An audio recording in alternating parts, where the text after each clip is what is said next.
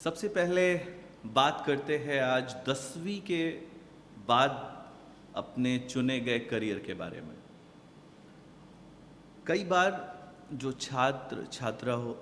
और उनके अभिभावक इस बात को लेकर कंफ्यूज होते हैं कि 10वीं के बाद किस तरह के करियर का चुनाव किया जाए, और तकरीबन 70 से 80% पेरेंट्स 10वीं के बाद बच्चों को 12वीं में एडमिशन की प्रक्रिया में शामिल करना ज़्यादा बेहतर समझते हैं, जबकि उन्हें उन पेरेंट्स को ये पता होता है कि मैं अगर फिज़िक्स केमिस्ट्री मैथ ले रहा हूँ +2 में, या फिज़िक्स केमिस्ट्री और बायो ले रहा हूँ +2 में, तो उन्हें ये पता होता है कि उन बच्चों को जिसमें वो 12वीं कराने जा रहे हैं उनका आगे क्या ड्रीम प्रोजेक्ट है। अभिभावक को ये भी पता होता है कि उनकी पेइंग कैपेसिटी किस तरह की है। अगर कोई पेरेंट ये समझते हैं कि 10वीं के बाद उन बच्चों को इंजीनियर बनाना है, तो मुझे नहीं लगता, मैं अगर आपको गाइड करूं, कि उन्हें आपको 12वीं में दाखिला देना चाहिए। 10वीं के सभी छात्रों को अगर इंजीनियर बनना है तो उन्हें 10वीं के बाद पॉलिटेक्निक जैसे प्रावधान मौजूद हैं। अगर पॉलिटेक्निक के बाद कोई छात्र इंजीनियरिंग में जाता है तो उसके पास डुअल स्पेशलाइजेशंस होते हैं। कई बार एक बच्चा बीटेक इन कंप्यूटर साइंस कर लेता है, जबकि वो पहले इलेक्ट्रॉनिक्स कम्युनिकेशन से डिप्लोमा किए होता है। ऐसे हालात में वो डिप्लोमा में भी एक स्ट्रीम से इंजीनियर होता है जिसको आप जूनियर इंजीनियर कहते हैं, और फिर बीटेक में भी वो एक इंजीनियरिंग की डिग्री प्राप्त कर सकता है। अगर ऐसा ना करके वो छात्र सेम डिप्लोमा की डिग्री को कंटिन्यू करता है बीटेक में, तो उसके पास एक आम +2 पास बच्चे के बाद की भी इंजीनियरिंग से ज़्यादा नॉलेज होता है। और उसको कॉरपोरेट में जो कंपनीज़ हैं, बड़ी कंपनीज़, उन्हें पहली पसंद उनकी होती है कि कोई छात्र जिसने पॉलिटेक्निक किया हो उसके बाद बीटेक किया हो, तो वो बच्चा बहुत बेहतर इंजीनियर है उन बच्चों के कंपेयर में जिसने सिर्फ +2 के बाद इंजीनियरिंग का एक छात्र रहा है और इंजीनियरिंग करके इंडस्ट्री में आ रहा है। कई बार फिज़िक्स केमिस्ट्री और मैथ के छात्र को इसलिए दाखिला मिलता है क्योंकि वो चाहते हैं कि वो आईआईटी या एनआईटी का हिस्सा बनेंगे। मैंने कई छात्रों से बातचीत में ये पाया कि आईआईटी को वो इंजीनियरिंग की डिग्री समझते हैं। कई बार वो समझते हैं कि इंजीनियरिंग का मतलब आईआईटी और आईआईटी से इंजीनियरिंग का मतलब कामयाबी होता है। मैं बहुत गंभीरता से इस बात को रखना चाहता हूँ कि आईआईटी किसी इंजीनियरिंग का नाम नहीं है, जबकि आईआईटी एक इंजीनियरिंग इंस्टीट्यूशन का नाम है और आईआईटी एक यूनिवर्सिटी है जहां मैकेनिकल इंजीनियरिंग की पढ़ाई होती है, जहां कंप्यूटर साइंस इंजीनियरिंग की पढ़ाई होती है, जहां इलेक्ट्रॉनिक्स कम्युनिकेशन इंजीनियरिंग की पढ़ाई होती है, जहां इलेक्ट्रिकल इंजीनियरिंग की पढ़ाई होती है। इसका मतलब कि इंजीनियरिंग स्ट्रीम्स में करना है,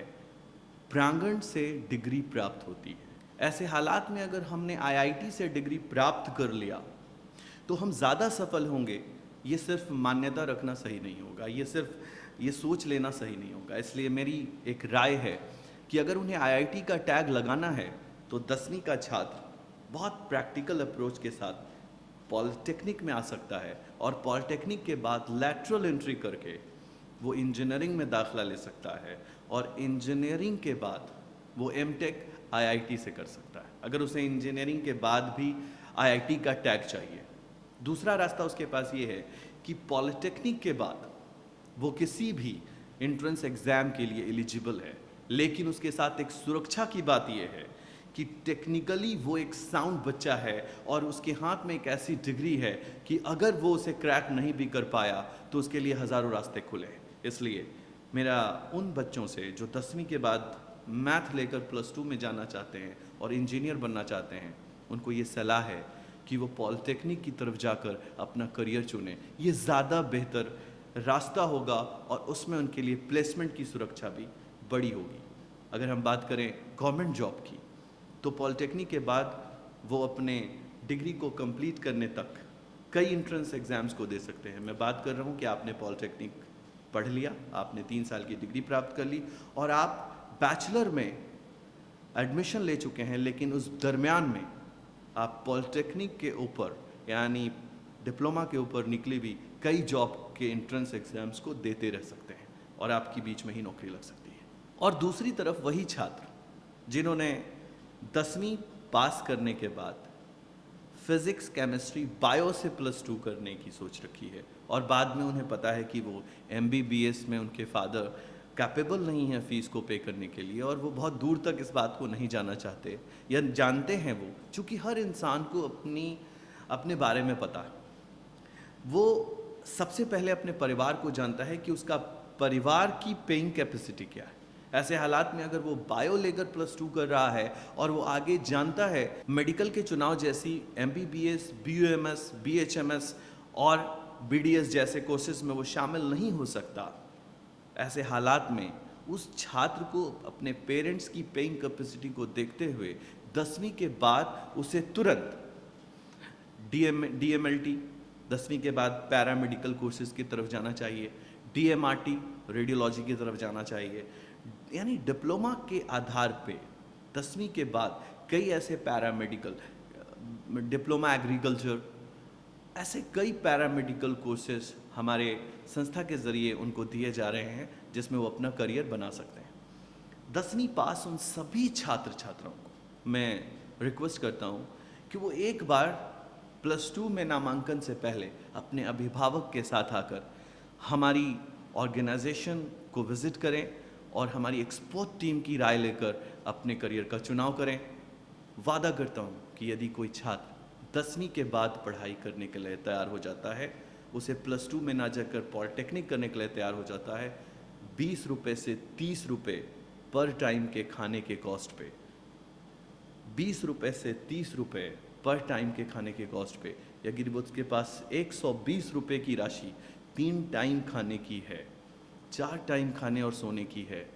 120 रुपये से 130 रुपये की राशि यदि उसके पास है, तो मैं वादा करता हूँ उसे 100% ट्यूशन फीस देकर उसे डिप्लोमा के किसी भी टेक्निकल, किसी भी पैरामेडिकल कोर्स में दाखिला देने के लिए मैं तैयार हूँ और उसे वेलकम करता हूँ। बात करते हैं अगर 10वीं के ड्यूरेशंस की। अगर 10वीं के बाद कोई रास्ता टेक्निकली वो चुन रहा है छात्र, तो वो कई बार ड्यूरेशन को लेके चिंतित होता है कि अगर मैंने पहले 12वीं कर लिया और उसके बाद जो प्रचलन है इंजीनियरिंग का उस रास्ते पे गए तो सही होगा। उसे ये पता नहीं होता कि दोनों रास्ते एक जैसे ही हैं। अगर हम बात करते हैं बीटेक करने की, अगर हम बीटेक करते हैं तो +2 के 10+2 के बाद ये बीटेक 4 साल का है, 4 ईयर का। अगर हम बीटेक को 4 ईयर में कर रहे हैं और 10+2 को 2 ईयर में कर रहे हैं, तो ये दोनों मिलाकर 6 ईयर्स होते हैं। इन द सेम वे अगर हम देखें कि 10th के बाद अगर कोई छात्र पॉलिटेक्निक में आ जाता है तो ये वो 3 इयर्स में कंप्लीट कर सकता है, और वही छात्र जिसने पॉलिटेक्निक 3 इयर्स में कंप्लीट किया है वो लैटरल एंट्री लेकर 3 ईयर में ही अपना बीटेक कंप्लीट कर सकता है और 6 ईयर में वो बैचलर इंजीनियर बन सकता है। लेकिन इस बैचलर इंजीनियर के पास 2 डिग्रियां हैं, एक डिप्लोमा पॉलिटेक्निक और एक बीटेक, जो किसी भी साधारण बीटेक से बेहतर है। ऐसे हालात में किसी भी कंपनी में अगर वो अपना बायोडाटा, अपना रिज्यूम रखता है तो इस बच्चे को पहली प्रायोरिटी में कंपनी सेलेक्ट करेगी। जो बच्चे ने 10th के बाद पॉलिटेक्निक किया होगा और फिर लैटरल एंट्री लेकर उसने इंजीनियरिंग कंप्लीट की होगी। आपको ये जानकर बहुत ही अजूबा लगेगा कि +2 के उस छात्र ने फिजिक्स, केमिस्ट्री, मैथ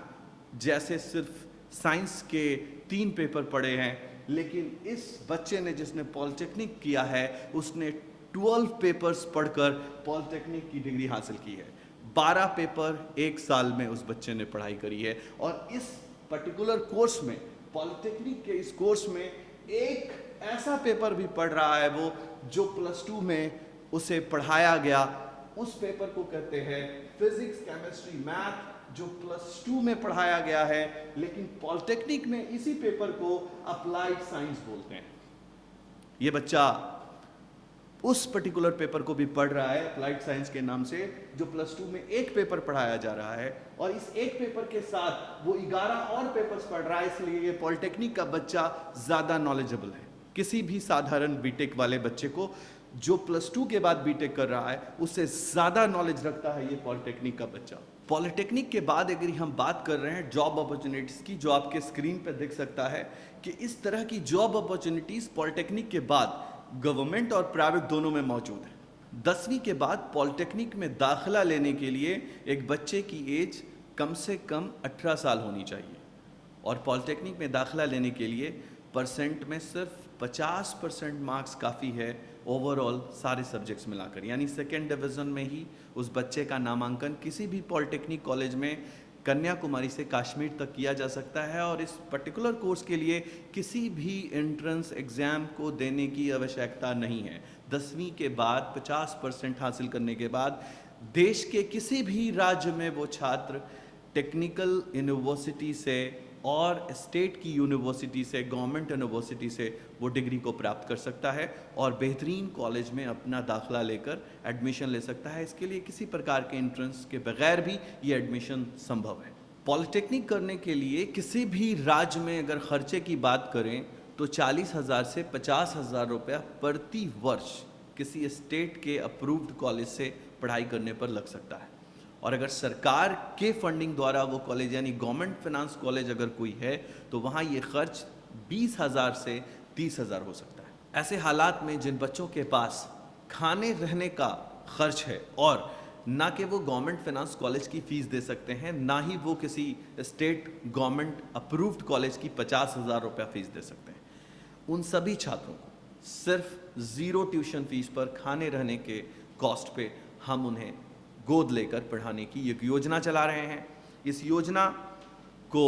इंटरनेट पे कई वीडियोस द्वारा जारी किया गया है, और इस योजना के हर एक ज़िलों और ब्लॉक लेवल पे फॉर्म्स उपलब्ध कराए गए हैं। कोई भी छात्र यदि उनके नज़दीकी ज़िले में फॉर्म नहीं उन्हें मिल रहा है तो ऑनलाइन की प्रक्रिया में जाकर और ऑफिस को विज़िट करके इस फॉर्म की प्राप्ति कर सकते हैं।